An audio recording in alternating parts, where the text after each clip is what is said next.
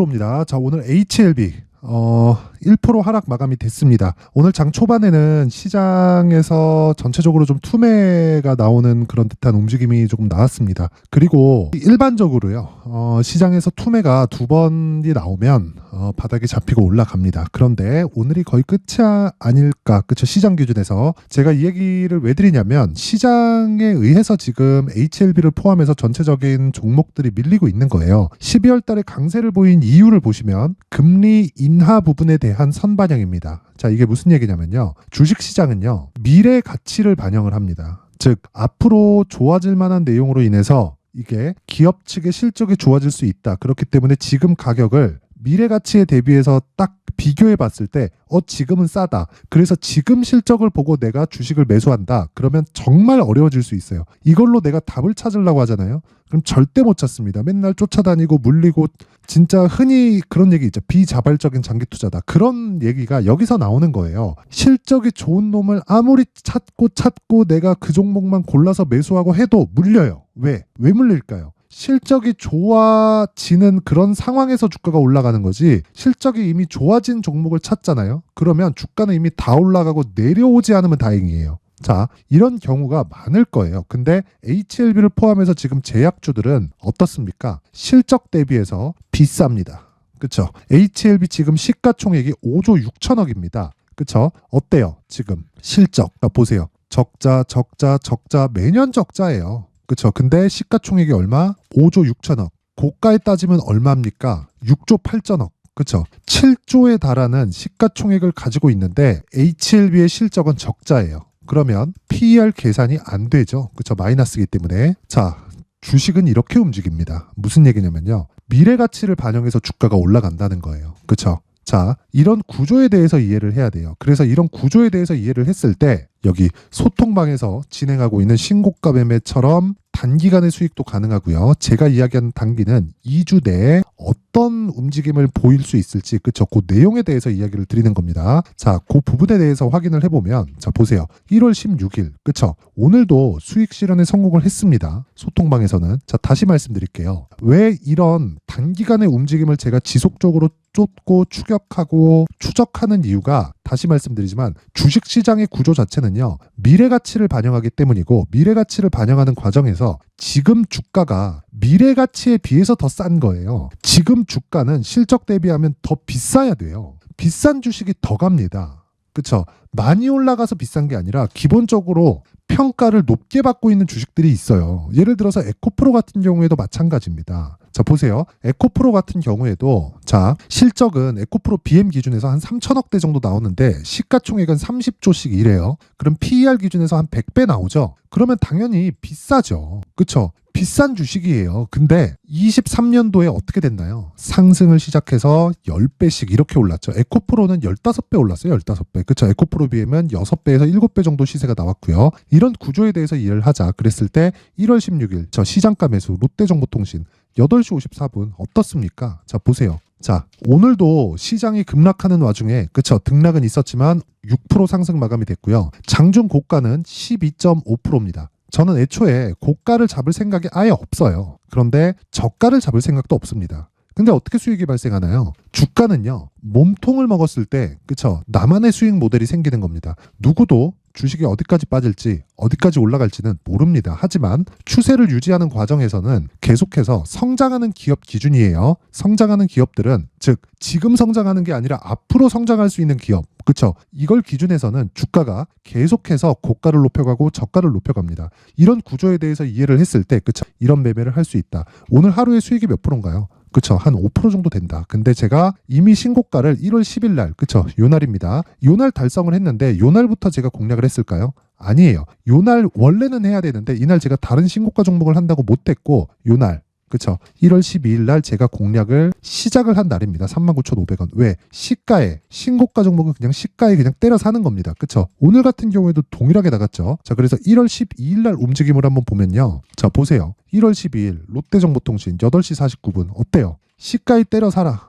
그 가격이 39,500원. 지금 얼마예요? 43,650원. 한 10% 정도의 수익 구간. 이틀 걸렸죠. 그쵸? 긴 말 드리지 않겠습니다. 신고가에 대해서 이해를 해야지만, 그쵸? 이런 매매를 할 수 있고, 모든 종목이 막 하루에 막 10%씩 상한가 가고 막 이런 난리를 치는 건 아니에요. 하지만 주도주가 되는 모든 종목들은 무조건 신고가를 거쳐서 진행됩니다. 자, 그래서 제가, 그쵸? 신고가에 대해서 내가 잘 이해를 하지 못하겠다 하시는 분들은요, 이번에 제가 1월 달에, 그쵸? 이벤트를 합니다.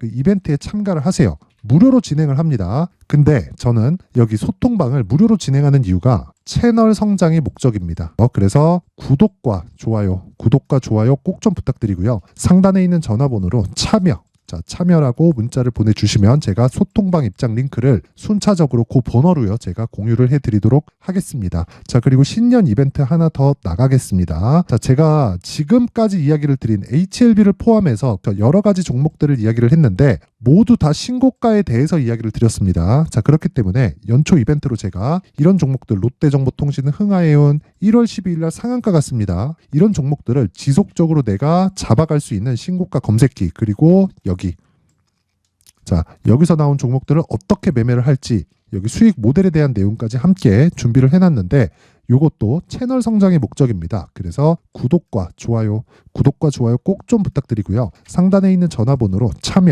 참여라고 문자를 보내주시면 제가 신고가 검색기, 그리고 수익 모델, 그리고 소통방 입장 링크까지 함께 공유를 해드리도록 하겠습니다. 자, 다시 HLB로 돌아와서 보면요, 제가 신고가에 대해서 이야기를 하다가 여러 가지 이야기를 드리면서 다른 종목에 대해서 이야기를 드렸는데 그것보다 더 중요한 게 지금 HLB겠죠. 자, 보세요.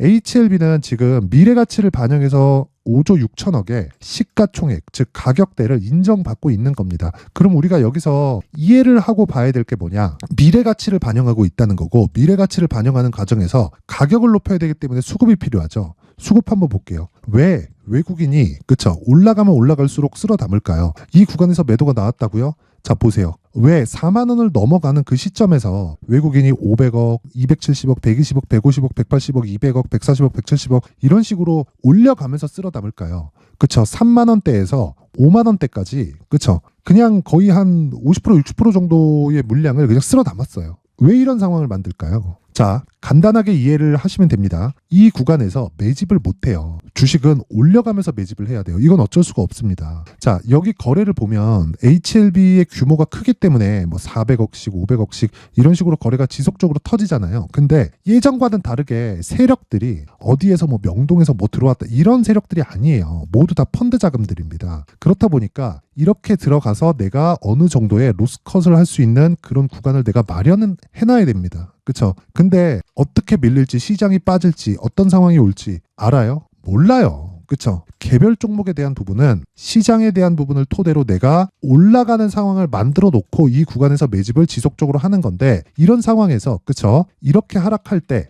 이평선을 기준해서 제가 간단하게 소개를 시켜드릴게요. 이해를 시켜드리면, 자, 22평까지는 이격도가 발생했을 때 조정받는 일반적인 상황입니다. 근데 22평을 반등 없이 이탈을 한다는 건, 그쵸? 어떤 상황이 나온다는 거예요? 시장이 찍어 누른 거예요. 근데 지금 시장도 오늘 투매로 인해서 거의 뭐 완만한 조정 구간으로 이제 들어갈 구간까지 왔다. 그쵸? 그래서 지금 HLB를 여기서 막 더 빠질 거다 이렇게 기다리는 게 아니라 반등을 확인하고 매수를 해야 되는 겁니다. 그쵸? 반등을 확인하고 매수했을 때 내가 최저점은 잡지 못해도 반등하는 가격대에서 내가 정확하게 반등 시점을 공략할 수 있다면 지금 말씀드리는 나만의 수익 모델이 완성이 되는 겁니다. 자, 길게 이야기 드리지 않겠습니다. 어떤 종목이든 주도주가 되는 종목은요, 무조건 신고가를 거쳐갑니다. 그렇기 때문에 내가 하는, 아까 전에 제가 소통방에서 이야기 드렸죠. 그쵸? 소통방에서 이야기 드렸다시피 이런 하루에 막 10%씩 올라가고 이런 종목들이 매일 나오는 것은 아니지만 신고가 종목 안에서 매매를 하다 보면 이런 종목이 잡히게 되고요. 그리고 시장의 주도주가 되는, 그쵸? 그런 종목들은 모두 다 신고가를 거쳐서 주도주로 발전을 합니다. 그러면 우리가 신고가, 즉 주도주를 하기 위해서는 신고가를 해야 되는 게 이미 검증이 된 내용이에요. 그쵸? 이미 공식으로도 잡혀 있는 겁니다. 근데 이런 구간에 실적을 대입하고 이렇게 하잖아요. 그래서 매매하기가 어려운 겁니다. 그리고 올라가면 올라갈수록 급등락하는 폭도 커지고, 그리고 시세가 빨라지기 때문에 매매하기가 상당히 어려워요. 그래서 기본적인 가격에 대해서 내가 이해를 하고 있자. 그리고 그 가격을 토대로 내가 보유 전략을 꾸준하게 만들어 가자. 그 보유 전략은 2주 안에 내가 수익으로 전환시킬 수 있는 최소한 손해를 보지 않을 수 있는 가격대를 잡자. 그쵸? 요게 핵심 사항입니다. HLB 계속 떨어질 거야. 난 떨어지는 과정에서 뭐 4만 원에 매수해야지, 3만 5천 원에 매수해야지 이러잖아요. 떨어지지 않을 뿐더러, 그쵸? 떨어질 수 있는 가능성도 굉장히 희박하지만 혹시라도 거기까지 떨어지잖아요. 그러면 시세 끝납니다. 끝나요. 그래서 거기서 내가 떨어졌을 때 사야지 하면 그냥 물려서 그냥 이 비자발적인 장기 투자 구간으로 가는 거예요. 그래서 올라가는 과정에서 사고 내려오는 과정에서 매도했을 때 수익이 발생해야 된다. 그렇죠? 그래갖고 제가 롯데정보통신 같은 거 아까 전에 얘기 드렸는데 어떻게 됐나요? 그렇죠? 올라가는 과정에서 사고 아직 안 떨어졌기 때문에 보유 중인 거고요. 한 번 더 매수한 내용까지 보여드렸죠. 예를 들어서 이런 겁니다. 시노펙스 한번 보여드릴게요. 시노펙스 최근에 굉장히 많이 올랐잖아요. 자, 제가 공략한 시점이 12월 22일입니다. 시노펙스 어때요? 시장가 매수 8시 53분. 그쵸? 장 시작 전에 시장가 매수하라는 건 시가에 사라는 거죠. 어떻게 됐습니까? 자, 보세요. 내용 보세요. 22일 이날이에요. 그쵸? 정확하게 제가 잡았다는 게 아니라 요 구간에서 제가 매수하라는 신호를 한 3번, 4번씩 냈습니다. 자, 그래서 요날 급등을 시작했고 어떻게 됐습니까? 하락하는 구간 요날 매도를 끝낸 겁니다. 그쵸? 더 올라갔죠. 근데 여기는 내가 먹을 수 있는 구간이 아니다. 하지만 몸통을 먹었을 때, 그쵸? 2주도 채 되지 않는 기간 동안 50% 정도의 수익 구간에 나왔다. 그쵸? 주도주는 다 이런 식으로 탄생하는 겁니다. 근데 HLB 같은 경우에는 이제 신고가를 만들었기 때문에, 그쵸? 신고가 구간에서 내가 매수할 수 있는 가격대를 잡자. 그쵸? 그 내용이 여기 HLB의 가격 그리고 단기 보유 전략입니다. 자, 그리고 단기 보유 전략은요. 다시 말씀드리지만 2주 안에 최소한 내가 손해보지 않을 수 있는 가격대다. 그쵸? 그러려면 가격대를 디테일하게 잡아야겠죠. 그쵸? 그래서 분량이 여기 20페이지에 달할 정도로 많습니다. 그쵸? 자, 요것도 제가 길게 말씀드리지 않을게요. 채널 성장이 목적입니다. 그래서 구독과 좋아요 꼭 좀 부탁드리고요. 상단에 있는 전화번호로 숫자 3이라고 문자를 보내주시면 제가 신고가 종목인 HLB의 가격 그리고 단기 보유 전략을 공유해드리도록 하겠습니다. 자, 항상 긴 영상 봐주셔서 감사드립니다. 정말. 그런데 신고가에 대해서 반드시 이해를 하세요. 그쵸? 자, 그래서 제가 12월 달부터 진행하고 있는 신고가 종목이 있습니다. 자, 그래서 그 종목을 어떤 식으로 진행해서 그 주도주까지 올라갈 수 있는지, 그리고 어떤 가격에, 그리고 이슈에 대한 부분을 어떻게 파악하고 있는지 그 내용에 대해서 제가 상세하게 준비를 해놨으니까 지금 제약주가 움직이는, 그쵸? 제약주가 움직이는 그 내용처럼 반드시 신고가 종목에 대한 내용도 반드시 이해를 하셔서 진짜 모든 분들이 성공 투자하셨으면 좋겠습니다. 네, 올 한 해를 뒤돌아보니까 구간별로 큰 수익이 나왔었던 종목들이 꽤 많이 보입니다. 1월 달에는 AI 관련주들이 있었고요. 그리고 2월 달부터는 2차 전지가 계속해서 강세를 보였죠. 자, 그리고 나서 3월 달이 되니까 AI 반도체 관련주들이 신고가를 만들면서 5월 달부터 시세를 큰 폭으로 냈죠. 저가부터 따진다면 한미반도체와 같은 종목들도 올 한 해 6배 정도의 시세가 나왔습니다. 혹시라도 올해 수익을 보지 못하신 분들이 있다면요.